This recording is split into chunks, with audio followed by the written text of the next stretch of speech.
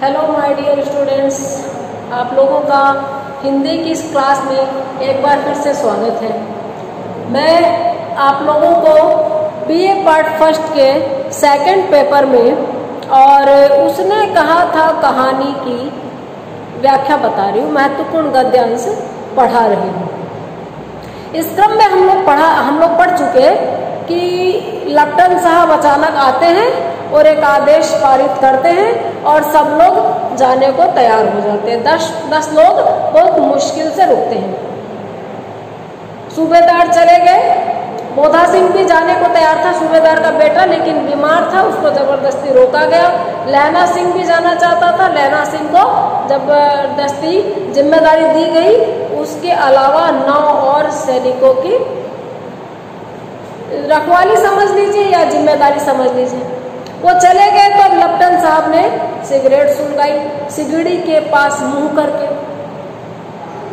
अब लहना सिंह जो देखता है आगे के गद्यांशों में उसी की बात आएगी कि वो क्या देखता है और वो क्या करता है। आंख मारते मारते लहना सिंह सब समझ गया। There is something wrong, something नहीं, बहुत बड़ा कुछ। मुंह का भाव छुपा कर बोला, लाओ साहब। मुंह का भाव छुपा लिया, जो डाउट हो रहा है कि लाइए दीजिए सिगरेट। हाथ आगे करते ही उसने सिगड़ी के उजाले में साहब का मुंह देखा, बाल देखे, तब उसका माथा ठनका। लप्टन साहब के पट्टियों वाले बाल एक दिन में कहाँ गए और उनकी जगह कैदियों के से कटे हुए बाल कहाँ से आ गए। इनके जो लप्टन साहब थे उनके बड़ी बड़ी कलम थी और ये हो गए हैं एकदम जो कैदियों की बालों की छटाई कर देते हैं। युद्ध के बीच में इतना टाइम कैसे मिल गया। और फिर कभी भी उन्होंने लहना सिंह को सिगरेट ऑफर नहीं की थी, उनको पता था लहना सिंह सिगरेट नहीं पीता। फिर भी एक बार ये चांस देता है कि शायद साहब शराब पिए हैं और उन्हें बाल कटवाने का मौका मिल गया है। लहना सिंह ने जांचना चाहा। लप्टन साहब 5 वर्ष से उसकी रेजिमेंट में थे। ये लप्टन साहब उसके साथ इस रेजिमेंट में 5 साल से थे। क्यों साहब, हम लोग हिंदुस्तान कब जाएंगे, वापस हिंदुस्तान कब जाएंगे, पूछता है। लड़ाई खत्म होने पर। क्यों, क्या यह देश पसंद नहीं? लड़ाई खत्म होने पर जाएंगे। क्या तुमको यह देश पसंद नहीं? नहीं साहब, शिकार के भी मजे कहाँ। याद है 5 साल नकली लड़ाई के पीछे हम आप जगाधरी के किले में शिकार करने गए थे।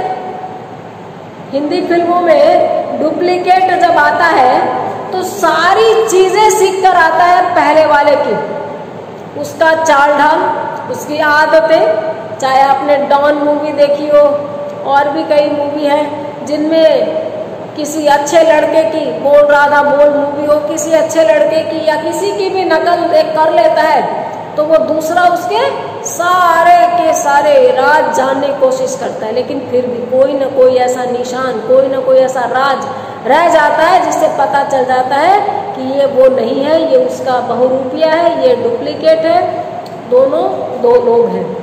ये भी पता लगाने की कोशिश कर रहा है कि आपको याद है 5 साल पिछली बार नकली लड़ाई के बाद में हम लोग जगाधरी के किले में शिकार करने गए थे।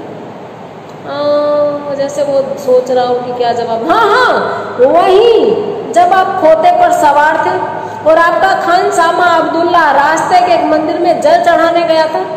बेशक पाजी कहीं का, सामने से वो नीलगाय निकली कि ऐसी बड़ी मैंने न देखी थी। खुद ही बोल रहा है साहब से जवाब चाहने के लिए इसने एक कहानी गढ़ी है। ऐसी नीलगाय मैंने ना देखी थी और आपकी एक गोली कंधे में लगी और पुट्ठे में निकली। ऐसे अफसर के साथ शिकार खेलने में मजा है। क्यों साहब, शिमले से तैयार होकर उस नीलगाय का सिर आ गया था ना। आपने कहा था रेजिमेंट की मेस में लगाएंगे। आपने कहा था उस नीलगाय का सिर रेजिमेंट की मेस में लगाएंगे। पुरानी हिंदी फिल्मों में भी देखा होगा, राजा महाराजाओं के किले में शेर की खाल दीवार से टांग रखी है, ऐसे सिर काट करके हिरण का चिपका रखा है। ये कहता है कि आपने कहा था कि नीलगाय के जो सिंह है वो शिमला गया तैयार होने, फिर उसका सिर हमने रेजिमेंट की मेस में लगाना है।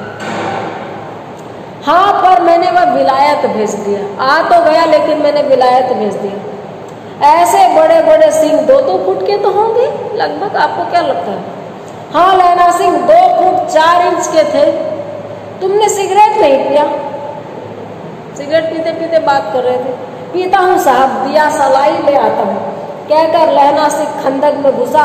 अब उसे संदेह नहीं रहा कि उसने झटपट निश्चय कर लिया कि क्या करना चाहिए।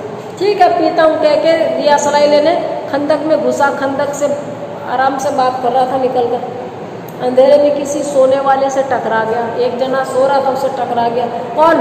वजीरा सिंह। टकरा के उससे पूछता, अरे वजीरा सिंह है क्या? वजीरा सिंह नींद में था। कहता है क्यों लहना, क्या कयामत आ गई? जरा तो आंख लगने दी होती, अभी अभी तो लेटा हूँ। सैनिकों को कहाँ जल्दी से नींद मैसर होती है। कयामत आ गई क्या? होश में आओ, कयामत आई है और लपटन की वर्दी पहनकर आई है। अरे जल्दी से नींद तोड़ो, कयामत आई है लेकिन हमारे जो लपटन साहब है ना उसकी वर्दी पहनकर आई है। क्यों? वजीरा पूछ रहा। लपटन साहब या तो मारे गए हैं या कैद हो गए। उनकी वर्दी पहनकर यह कोई जर्मन आया है।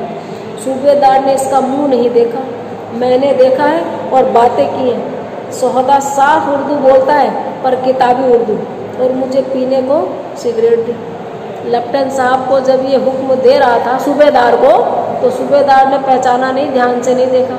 मैंने इसको ध्यान से देखा है और इसको बातों में लगाकर और किया है, इससे बात की है और मुझे तो सिगरेट और ऑफर कर रहा था।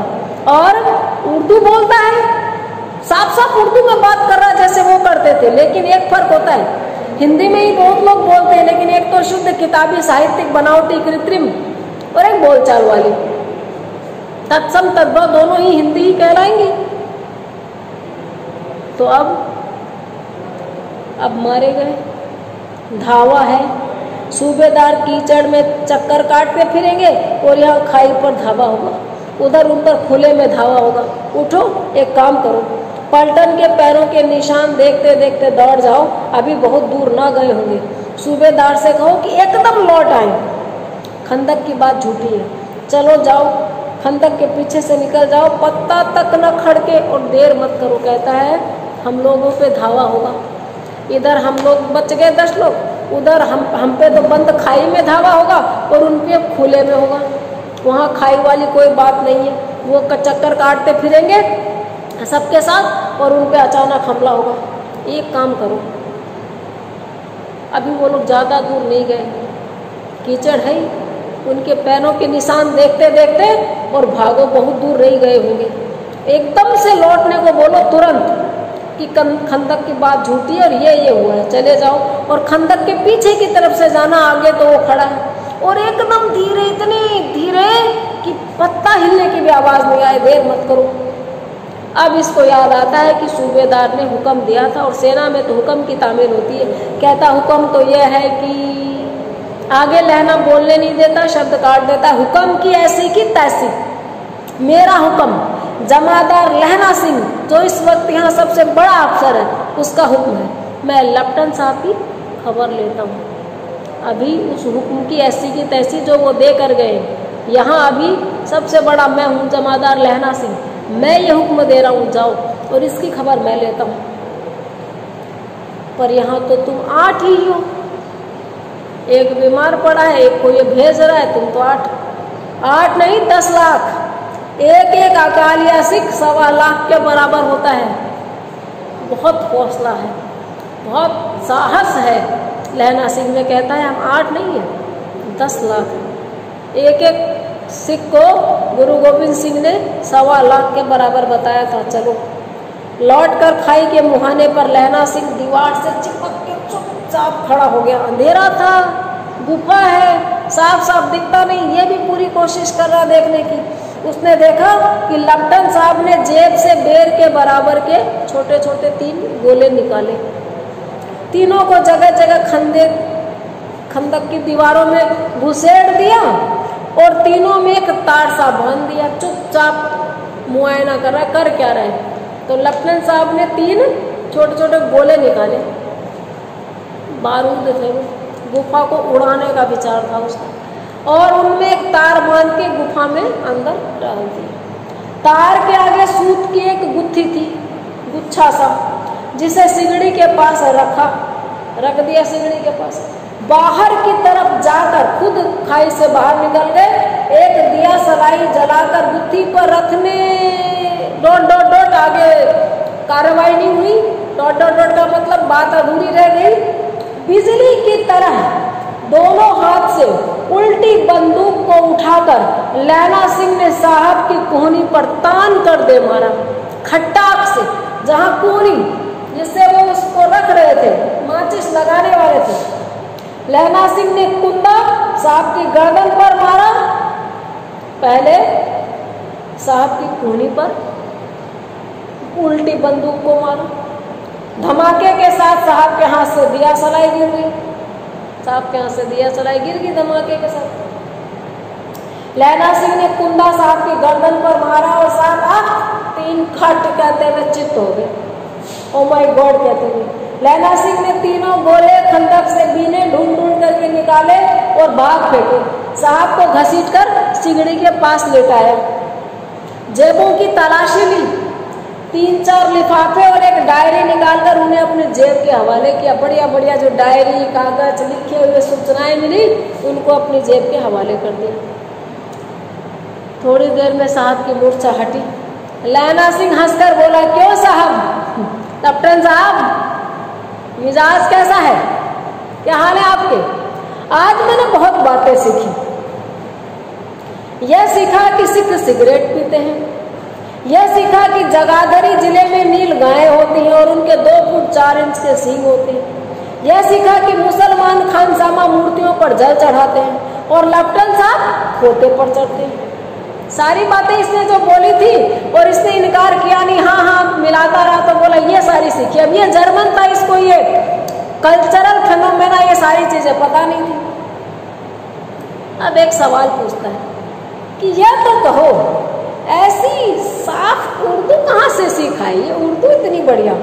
हमारे लेफ्टिनेंट साहब तो बिना डैम के 5 लफ्ज भी नहीं बोल सकते थे। एक खास आदत थी इनके लेफ्टिनेंट साहब की जो ये नहीं पकड़ पाया, वो 5 शब्द भी बोलेंगे तो डैम के बिना नहीं बोल सकते, उसने एक बार भी नहीं बोला। लहना ने पतलून की जेबों की तलाशी नहीं ली थी, कोट वोट सब तलाश लिए, पैंट की जेब की तलाशी नहीं ली थी। साहब ने मानो ऐसे होता है ना, फिर करके हम पॉकेट में हाथ डालते हैं, साहब ने मानो जाड़े से बचने के लिए दोनों हाथ जेब में ऐसे डाले। लहना सिंह कहता गया, चालाक तो बड़े हो पर माझे का लहना इतने बरस लेफ्टिनेंट साहब के साथ रहा है, बहुत चालाक हो, लेकिन माझे का लहना लेफ्टिनेंट साहब के साथ बहुत साल से। उसे चकमा देने के लिए 4 आंखें चाहिए। यहीं पे थोड़ा सा चकमा खा गया लहना सिंह। इतना बोलने के बजाय मार देना था, लेकिन कहानी कैसे बनती, इसने उसकी चाल तो नाकामयाब कर दी। खंदक को विस्फोट से उड़ने से बचा लिया, विस्फोटक बाहर फेंक दिया, वजीरा को सूबेदार तक भेज दिया, लेकिन इसको बातों में उलझाते टाइम वो भूल गया कि पॉकेट में हाथ किस वजह से डाला होगा। पॉकेट चेक नहीं की बात कर रहा है कि चकमा देने के लिए बहुत दिन चाहिए। फिर एक बड़ा मजेदार वाकया सुनाता है।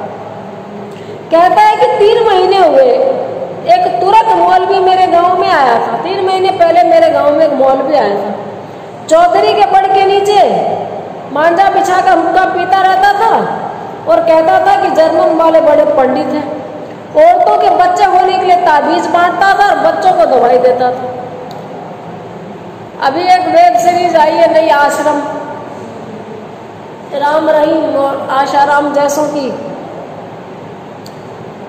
नग्न हकीकत दिखाई गई है। श्रद्धा और विश्वास के नाम पर जो हो रहा है इस विश्व में, उसका कच्चा चिट्ठा सा है। गांव देहात में ऐसे खूब पंडे पुजारी मौलवी शाणे ओझे गुणिये हैं जो लोगों को मूर्ख बनाते हैं, उनकी भावनाओं के साथ खेलते हैं। यहाँ पर इनके गांव में एक आदमी आ गया औरतों को बच्चे होने के ताबीज बांटता था और बच्चों को दवाई देता था। चौधरी जी हैं, उनके घर पे बढ़ता, उसके नीचे मांझा बिछा लिया, खाट लगा ली, हुक्का पीता रहता और कहता रहता था जर्मन बड़े पंडित होते हैं। यानी वो जर्मनी का था और अपने देश के बारे में एक माइंड सेट तैयार कर रहा था, लेकिन साधु का वेश बना लिया। इसी तरीके से हमारा माइंड सेट टीवी चैनल भी तैयार करते हैं। वेद पढ़कर उनमें से विमान चलाने की विद्या जान गए हैं, गौर को नहीं मानते। कहता था कि वो लोग वेद पढ़ के विमान चलाने की विद्या भी जान गए। हिंदुस्तान में आ जाएंगे तो गौ हत्या बंद कर देंगे, यहाँ उनको आना चाहिए। वो इतने बड़े विद्वान हैं कि भारतीय वेदों को वो जान गए हैं और यहाँ आ गए तो गौ हत्या बंद कर देंगे। गाय आस्था का प्रतीक मानते हैं बहुत लोग। गौ हत्या बंद करने के नाम पर तो यहाँ सरकारें बन जाती हैं। मंडी के बनियों को बहकाता था कि डाक खाने से रुपए निकाल लो, सरकार का राज जाने वाला है, तुम लोगों ने जहाँ रुपए जमा करा रखे निकाल लो। डाक बाबू कोलूराम भी डर गया था। मैंने मुल्ला जी की दाढ़ी मूंड दी थी और गांव के बाहर निकाल कर कहा था कि जो मेरे गांव में अब पैर रखा तो, कहता मैंने उसकी दाढ़ी मूंड दी और ऐसा धमकाया और कहा कि निकलो यहाँ से मेरे गांव के बाहर, यहाँ कदम रखा तो मैं बता दूंगा। ऐसे ढोंगियों से, पाखंडियों से हमेशा लहना सिंह ऊपर की सोचता था, उसको कोई चकमा नहीं दे सकता था। ऐसी बातें वो नकली लेफ्टिनेंट साहब को बता रहा है और वो सुनते सुनते अचानक अपनी पॉकेट में हाथ डालता है। साहब की जेब में से पिस्तौल चला और लहना की जांघ में गोली लगी। वो जो ठंड से बचने के लिए हाथ इस तरह से अंदर डाले थे, अंदर पॉकेट में पिस्तौल थी, पॉकेट में ही से चला दी उसने। साहब की जेब में से पिस्तौल चला, लहना की जांघ में गोली लगी। इधर लहना की हेनरी मार्टिनी के 2 फायरों से साहब की कपाल क्रिया हुई। इधर उसके पास जो पिस्टल थी हेनरी मार्टिनी, उससे उसने खोपड़ी में गोली मारी तो कपाल क्रिया हो गई। हमारे यहाँ हिंदुओं में मरने के बाद में इस देश में अलग अलग परंपराएं, प्रथाएं, उसमें से ये है कि मृतक का सर फोड़ा जाता है चिता में जलाने की प्रक्रिया के दौरान, तो वो कपाल क्रिया मिथकीय शब्द है। धड़ाका सुनकर सब दौड़ आए। इतना जोर का हंगामा हुआ कि सब लोग दौड़ के आ गए। बोधा चिल्लाया क्या है, बोधा बीमार है, उसने भी चिल्लाया क्या है, क्या जवाब दिया, आगे क्या होगा, कहानी किस मोड़ की तरफ जाएगी, इसके बारे में हम कल बात करेंगे। आज इतना ही, मेरे साथ बने रहिए। Have a nice day.